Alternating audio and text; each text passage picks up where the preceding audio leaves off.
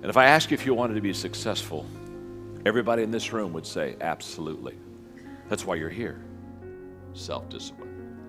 I would say maybe this word more than any other one-word Minute with Maxwell that I could talk about separates people from success and not being successful. I've never met a person who was not successful that didn't have a great amount of self-discipline within their life. Self-discipline and being able to perform and being able to keep your life on schedule and being able to keep commitments and promises and meet deadlines is essential to success. None of us can afford to have a life that is controlled by someone else or a life that is basically controlled by our emotions. I learned many years ago that there are two kinds of people. There's the type of person who says, I'm going to wait till I feel like it before I do it. And then there's a person who says, I've got to do it so that I feel like it. One will never get anything done because they're still waiting to feel the moment to move. And the other person says, no, I need to move, and then I will begin to feel the moment.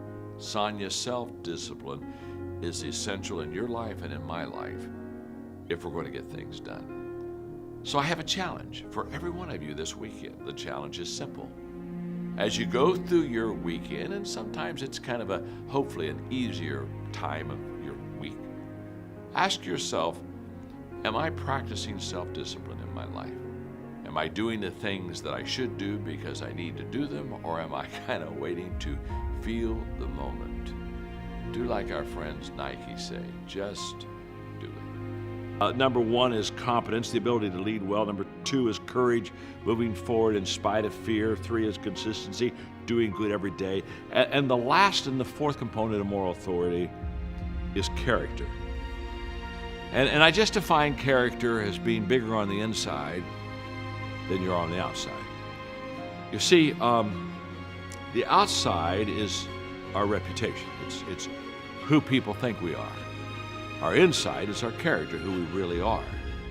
And the successful person understands that all growth starts on the inside and then goes to the outside.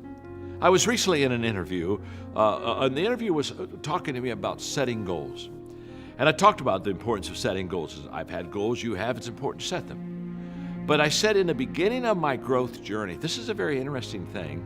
In fact, the first growth toolkit that I had was a goal-setting toolkit. It basically taught me how to set goals. And I went through it and practiced and set my goals and went after all of my goals. So I started off in a kind of a goal-setting mode. But I hadn't done that for 4 or 5 years until all of a sudden I began to ask myself, I wonder if I should go for the outside more than I'm going for the inside. I wonder what kind of a person I should be.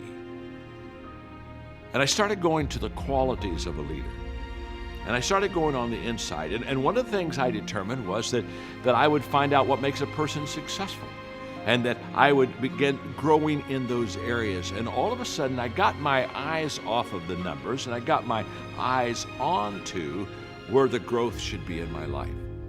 Now, I say that because character, what I am on the inside, is always going to show up on the outside. When somebody comes up to me and they say something, they go, oops, gosh, I'm sorry, I didn't mean to say that. I always smile and I don't tell them usually, but what I really say is, of course you didn't mean to say it, but you have been saying it. It just slipped out. It was already in there. It just is a matter of time till it comes out. You see, if you've got water in the well, when you put the bucket down, you'll bring out water. If you don't have any water in the well, you can put the bucket down. All you bring back up is air. You cannot give what you do not have. So character is all about what I have inside of me that I can give to you. And what I've learned in leadership is the fact that the root of all leadership goes back to who I am.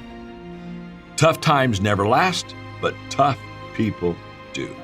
The tough situations, tough times, if you get through them, make you tougher. In fact, the toughest time in difficulty is the first time, because you're inexperienced and you're saying, what's happening to me? And I don't understand it. And it's when you begin to try to get on your feet. So the toughest time is the first time, because you're not sure how to overcome them. But as you consistently weather the tough times, you become tougher, not calloused. In fact, sometimes I think maybe a better word would be stronger. But here's what I know. The tough time you're going through, that I'm going through right now, it will not last. But hey, you stay with me on Minute with Maxwell and keep that positive mental attitude. Keep the motions going in a good way. And after this tough time is over, we'll look at each other and smile, and I'll wink, and I'll just kind of point to you and say, hey, tough people, we lasted, didn't we?